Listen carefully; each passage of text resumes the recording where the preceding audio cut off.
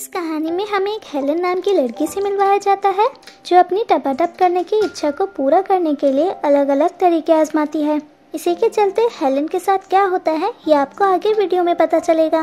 Hello दोस्तों, मेरा नाम है आरोही। आज जो मूवी हम देखने वाले हैं उसका नाम है वेटलैंड्स। तो चलिए इस मूवी के एक्सप्लेनेशन स्टार्ट करते हैं। मूवी की स्टार्टिंग में हम 18 साल की हेलन को स्केटिंग करता देखते हैं। स्केटिंग करते करते हेलन को अचानक से उसके पिछवाड़े में खुजली होने लगती है। इस खुजली को मिटाने के लिए हेलन नजदीक के एक पब्लिक टॉयलेट में जाती है और अपने पिछवाड़े पर इचिंग क्रीम लगाती है ताकि उसके पिछवाड़े के खुजली को आराम मिल सके। तभी हेलन नोटिस करती है कि ये पब्लिक टॉयलेट बहुत गंदा है, जिसे देखकर उसे अपने माँ की याद आती है कि कैसे उसकी माँ बचपन में उससे टॉयलेट साफ कराती थी। हेलन की माँ हमेशा हेलन को साफ सफाई रखना सिखाती थी, इसलिए हेलन उस पब्लिक टॉयलेट की सीट को अपने पिछवाड़े से साफ करने लगती है। इसके बाद हेलन एक शॉप पर जाती है। शॉप पर उसकी नजर एक लड़के पर जाती है, जिसे देखकर हेलन को टपाटप करने की इच्छा होती है और वो उस लड़के को सिट्यूस करने लगती है। सीन चेंज होता है। अब हम हेलन और उस लड़के को एक बीच पे देखते हैं, जहाँ वो लड़का हेलन की गुफा की गहराई नापता है और हेलन उस लड़के का हथियार पकड़कर उसे हिलाने लगती है, जिसके चलते उसका हथियार फायर भी कर देता है। फायर होने के बाद उस लड़के के हथियार में जान नहीं बचती, इसलिए हेलन अपने घर आ जाती है। घर जाकर हेलन फ्रिज में से कुछ सब्जियां लेकर बाथरूम में जाती है और हेलन उन सब्जियों से खुद को सेटिस्फाई करने लगती है। साथ ही साथ वो उन सब्जियों को रेटिंग्स भी देती है कि कौन सी सब्जी ने उसे कितने मजे दिए।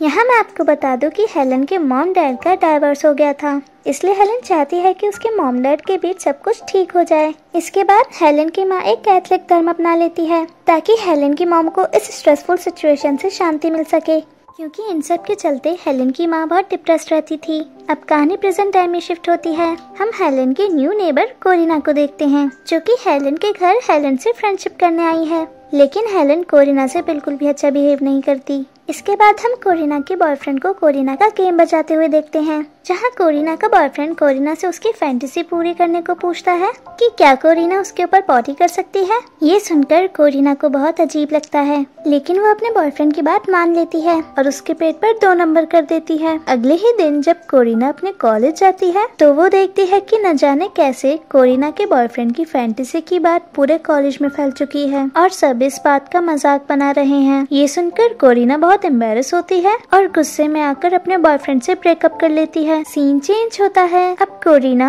और हेलन बेस्ट फ्रेंड बन चुके हैं। एक दिन हेलन अपने डैड के घर जाती है तो हेलन देखती है कि उसके डैड एक लेडी के साथ टपाटप करने में लगे हुए हैं। इस सीन के मजे लेने के लिए हेलन भी वहाँ लाइव शो देखने के लिए बैठ जाती है, मगर तभी हेलन के डैड की नजर हेलन पर जाती है तो हेलन के डैड शॉक हो जाते हैं और बोलते हैं कि तुम्हें अंदर आने से पहले डोर नॉक करना चाहिए।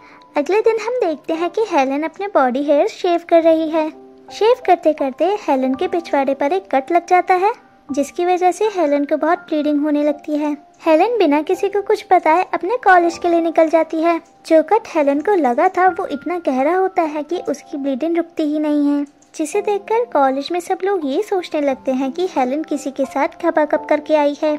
कॉलेज से निकलने के बाद हेलन सीधा हॉस्पिटल जाती है ताकि वो अपने पिछवाड़े के कट को डॉक्टर को दिखा सके। डॉक्टर हेलन को बताता है कि केवल कट लगने से इतनी ब्लीडिंग नहीं हो रही, बल्कि तुम्हें इन्फेक्शन भी है और इस इन्फेक्शन को ठीक करने के लिए उसे हेलन के पिछवाड़े का ऑपरेशन करना पड़ेगा। हेलन ऑपरेशन कराने के लिए एग्री हो जाती है। अब हेलन के दिमाग में ये आता है कि इस इन्फेक्शन का रीजन वो शख्स है जिसने उसके सबसे पहले बॉडी हेयर शेव करे थे। अब कहानी हमें पास्ट में ले जाती है, जहां हेलन एक फैक्ट्री में काम कर रही होती है। हमें एक आदमी को दिखाते हैं जो कि हेलन से उसके बॉडी हेयर शेव करने के लिए पूछता है और उसे अपना एड्रेस भी देता है। हेलन भी उसे मना नहीं करती। हेलन अगले दिन अपने बॉडी हेयर शेव कराने के लिए उस आदमी के घर जाती है। हेलन सोचती है कि आज तो वो आदमी उसका गेम बजा ही डालेगा, मगर ऐसा कुछ भी नहीं होता। उस आदमी का ध्यान सिर्फ उसके बॉडी हेयर्स शेव करने में होता है। इसके बाद हेलन उस आदमी से पूछती है कि क्या वो अपना हथियार हेलन को देना चाहेगा। इस पर वो आदमी हेलन को बोलता है कि तुम अभी बहुत छोटी हो और तुम्हें अपने घर जाना चाहिए। अब स्टोरी प्रेजेंट टाइम में शिफ्ट होती है। हमें कहानी के एक नए कैरेक्टर से मिलवाया जाता है जिसका नाम रॉबिन है। रॉबिन एक कंपाउंडर है। रॉबिन हेलन के कपड़े चेंज कराकर ऑपरेशन थिएटर में ले जा रहा होता है। रास्ते में हेलन रॉबिन से डबल मीनिंग बातें करने लगती है। ये बातें रॉबिन की गर्लफ्रेंड भी सुन लेती है, जिसे सुनकर रॉबिन की गर्लफ्रेंड को बहुत बुरा लगने लगता है और वो वहाँ से चली जाती है। ऑपरेशन थिएटर जाने से पहले रॉबिन हेलेन से उसके पेरेंट्स को बुलाने के लिए पूछता है, तो हेलेन उसे बोलती है कि उसके पेरेंट्स इस दुनिया में नहीं रहे। लेकिन थोड़ी ही देर बाद हेलेन सोचती है कि अगर वो अपने पेरेंट्स को एक साथ बुला लेती है तो शायद उन दोनों के बीच सब कुछ ठीक हो जाए। इसलिए वो रॉबिन को अपने मॉम डैड का नंबर दे देती है। हेलेन रॉबिन से ये भी बोलती है कि कोशिश करना उसके मॉम डैड दोनों साथ में आए। इतना बोलने के बाद हेलेन ऑपरेशन थिएटर में चली जाती है। अब कहानी हमें फिर से पास्ट में लेकर जाती है। यहाँ हेलेन और कोरिना दोनों अपने प्राइवेट पार्ट को टच करके अपनी बॉडी पर लगाने लगती हैं। हेलेन कोरिना को ये बताती है कि ये एक नेचुरल परफ्यूम है, जिसे लगाने के बाद लड़के कोरिना की तरफ अट्रैक्ट होंगे। तभी वहाँ एक शख्स आता है जिसे हम ठरकी बाबा भी कह सकते हैं। ये ठरकी बाबा असल में एक ड्रग डीलर है। हेलेन ने ही इस ठरकी बाबा को ड्रग्स लेने के लिए बुलाया है। हेलेन ठरकी बाबा को पैसे देने के लिए अंदर रूम से पैसे लेने जाती है। कोरिना अपनी गुफा के परफ्यूम को लगाने के बाद सोचती है कि ठरकी बाबा उसकी तरफ अट्रैक्ट क्यों नहीं हो रहा। अब हेलेन ठरकी बाबा को पैसे देकर उसे भेज देती है। कहानी प्रेजेंट टाइम में शिफ्ट होती है। रॉबिन हेलेन को उसके ऑपरेशन सक्सेसफुल होने की गुड न्यूज देता है। हेलेन रॉबिन से उसके मॉम डैड के बारे में पूछती है तो रॉबिन बताता है कि तुम्हारे पेरेंट्स को इन्फॉर्म करने के बावजूद भी दोनों में से कोई नहीं आया। अब हेलेन को ऑपरेशन के बाद अपने पिछवाड़े का नजारा देखना है, इसलिए वो रॉबिन को एक पिक्चर क्लिक करने को बोलती है। रॉबिन पहले मना करता है, लेकिन हेलेन उसे इतना रिक्वेस्ट करती है कि रॉबिन को मानना ही पड़ता है।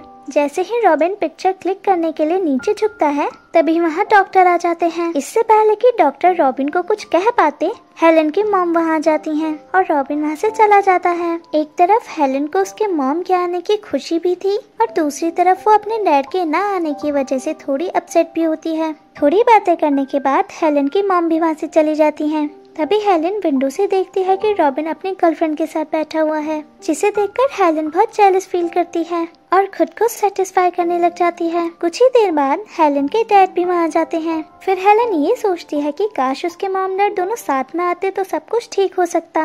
अब कहानी फिर से फ्लैशबैक में जाती है। यहाँ हेलेन अपना गेम बचवाने के लिए बहुत ज्यादा तड़प रही थी, लेकिन कोई भी लड़का उसके साथ गपागप नहीं करना चाहता था। इसलिए हेलेन अपने गपागप करने की भूख मिटाने के लिए एक प्रोस्टिट्यूट के पास जाती है और वो दोनों रात भर एक दूसरे का गेम बजाते हैं। स्टोरी प्रेजेंट टाइम में आती है। रॉबिन और हेलेन एक दूसरे से बात करते करते काफी क्लोज आ जाते हैं। तभी रॉबिन की गर्लफ्रेंड वहाँ जाती है और हेलेन से बोलती है कि तुम अब ठीक होकर जल्दी ही यहाँ से चली जाओगी।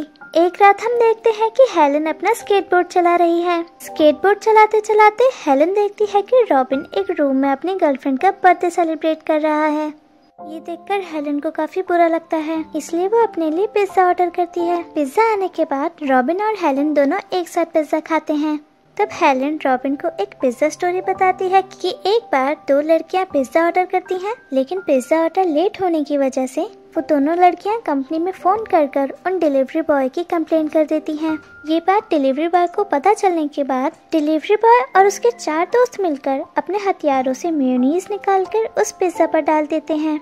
दोस्तों, अब आप मेयोनीज का मतलब तो समझ ही सकते हैं। पिज्जा खाते वक्त उन दोनों लड़कियों को कुछ अजीब लगता है, इसलिए वो लड़कियां उस पिज्जा को लैब में टेस्ट कराने के लिए भेजती हैं। तो उन्हें पता चलता है कि 4 लोगों ने इस पिज्जा पर अपने अपने हथियारों का मेयोनीज डाला है। इस कहानी को सुनने के बाद रॉबिन को हेलेन की बातें बहुत अजीब लगती हैं। तभी वहाँ एक डॉक्टर आता है। वो डॉक्टर हेलेन से बोलता है कि तुम अब बिल्कुल ठीक हो गई हो और तुम अब घर जा सकती हो। ये सुनकर हेलेन काफी अपसेट हो जाती है, क्योंकि वो रॉबिन को काफी पसंद करने लगी थी, इसलिए वो घर वापस नहीं जाना चाहती थी। हेलेन रॉबिन के पास एक रात और रुकने के लिए अपने पिछवाड़े में एक लोहे की रॉड घुसा लेती है, जिसकी वजह से उसे काफी ब्लीडिंग होने लगती है। रॉबिन हेलेन की इस हालत को देखकर काफी घबरा जाता है और तुरंत ही हेलेन को ऑपरेशन थिएटर में ले जाता है। कुछ दिनों बाद हेलेन ठीक हो जाती है और रेडी होकर अपने घर वापस जाने लगती है। पर जाने से पहले हेलेन एक बार रॉबिन से मिलना चाहती है, इसलिए वो पूरे हॉस्पिटल में रॉबिन को ढूंढने लगती है, मगर रॉबिन हेलेन को कहीं भी नजर नहीं आता। पर जैसे ही हेलेन हॉस्पिटल के बाहर आती है तो रॉबिन उसे वहाँ मिलता है और रॉबिन आकर हेलेन को किस करने लगता है। तभी हेलेन देखती है कि उसके मॉम डैड भी दोनों साथ में खड़े हुए हैं और उन दोनों के बीच सब कुछ ठीक हो गया है। ये देखकर हेलेन काफी खुश होती है। फिर हेलेन रॉबिन के साथ शहर छोड़कर वहाँ से चली जाती है और ये कहानी यहीं खत्म हो जाती है।